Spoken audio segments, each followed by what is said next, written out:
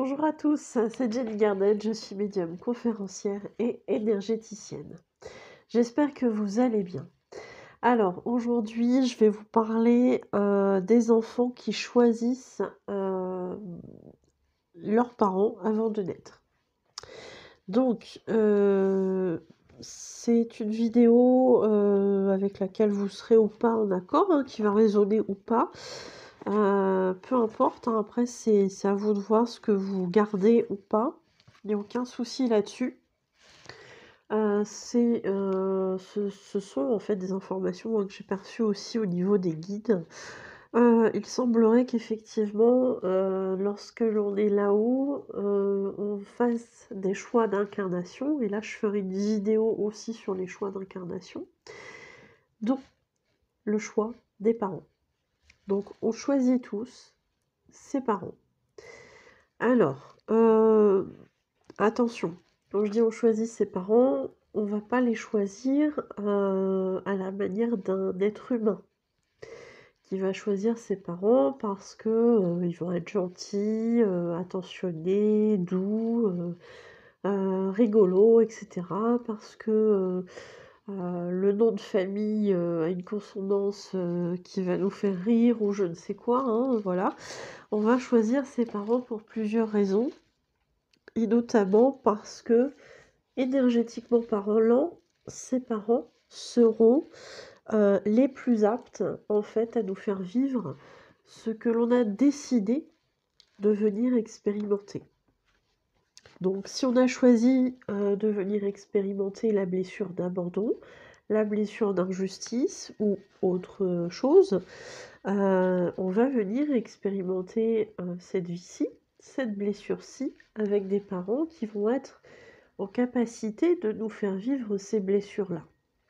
Donc si c'est de l'abandon, bah voilà, on va avoir des parents qui vont nous abandonner, d'une certaine façon. Ça peut être, parce qu'ils vont décéder ou parce qu'ils vont se séparer et que, un des 2 parents, finalement, n'assumera pas son rôle sur la totalité du temps où il devrait, normalement être, en notre présence si, les 2 parents ne s'étaient pas séparés et cetera et cetera. Donc je dis toujours qu'il y a un abandon, réel et un abandon symbolique. L'abandon réel, ça va être vraiment des parents qui vont décider d'abandonner l'enfant, donc ça peut arriver. Un abandon symbolique, ça peut être effectivement un décès, ça peut être une séparation et cetera et cetera. Ça peut être aussi, des parents qui sont, dans le même domicile que l'enfant et puis finalement qui ne s'en occuperont pas, qui ne s'occuperont pas de l'enfant, hein. Ça peut être ça aussi. Et en fait cette vie, cette blessure qui va être conditionnée, dès l'enfance, ça va conditionner la vie, de cet enfant.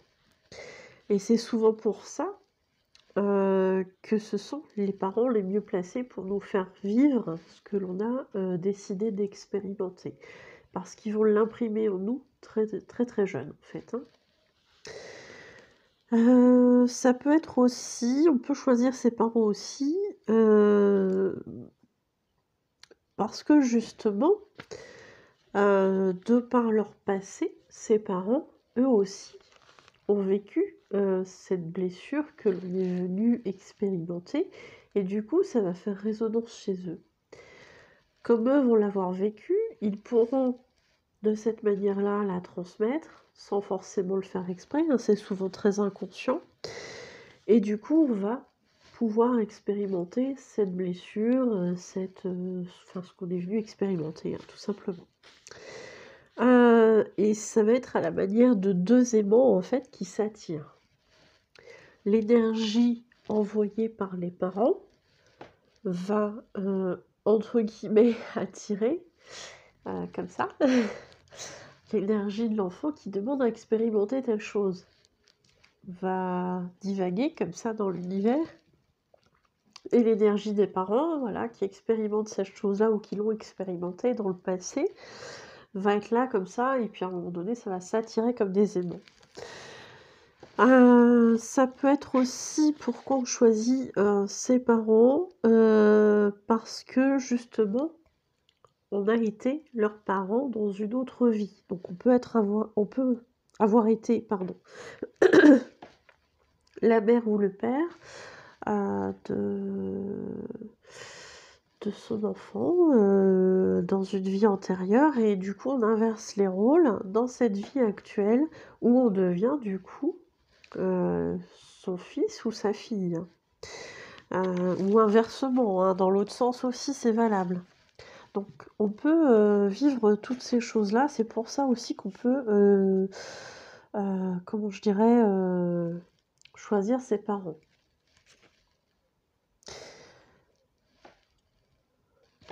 Excusez-moi, je suis un petit peu enrhumée, j'ai un petit peu l'impression d'être un peu brouillon. J'espère que c'est pas le cas. N'hésitez pas si vous avez des questions à me les poser, hein. L'enfant, en tout cas son âme, va ensuite créer un faisceau d'énergie, hein, c'est un peu ce que je viens d'expliquer, comme ça là, autour des 2 personnes, autour de ces 2 parents qu'elle a choisis, pour que tout ça puisse se rencontrer et pouvoir naître finalement dans les meilleures conditions, afin d'expérimenter ce qu'elle a décidé d'expérimenter. Il faut savoir aussi que les parents, hein, envoient des connexions en direction de l'âme de leur futur enfant. Ça peut être aussi en se représentant leur enfant tel qu'ils le désirent, mais pas que, hein, parce qu'il y a aussi une question d'énergétique, et puis, d'expérimentation, hein, donc voilà, les 2 énergies se rejoignent, pour au final n'en faire qu'une seule, une seule connexion, voilà, entre parents et enfants. Je voulais attirer aussi votre attention sur, les fausses couches. Les enfants mort-nés, et cetera. J'ai fait une vidéo sur ce sujet il y a de ça quelque temps, je vous la mettrai en haut à droite. Il faut savoir aussi que les fausses couches, ou les morts, in utero, et cetera, même si c'est des sujets très compliqués à aborder, spirituellement parlant, sont parfois ces choses-là sont parfois prévues. Parce que, l'âme ne peut décider que d'expérimenter, cette partie de la grossesse, donc plus ou moins longue, hein, ça va de la conception, parfois jusqu'à la naissance et puis après, décider de partir ou décider de ne pas rester, très, très longtemps dans le ventre de la maman. Donc c'est ce qu'on appelle des fausses couches ou des morts in utero. Il faut savoir de la même façon que les parents en général, enfin en tout cas l'âme des parents, en général est au courant. C'est vrai qu'il y a, le voile de l'oubli qui va permettre, d'une certaine façon d'expérimenter tout ça de manière assez neutre et qui explique justement ces souffrances au niveau humain, qu'on va ressentir, ces émotions, très difficiles, qu'on va pouvoir expérimenter. Mais l'âme est en général au courant de ces choses-là. Je sais que ça n'enlève rien, à la douleur que l'on peut ressentir dans ce genre de situation et mon but ici n'est pas de réveiller ces douleurs-là si vous avez vécu cette épreuve, mais vraiment de donner un sens spirituel à cette situation-là qui peut arriver, qui arrive malheureusement. Donc j'espère, que tout ça pourra, vous aider d'une certaine façon.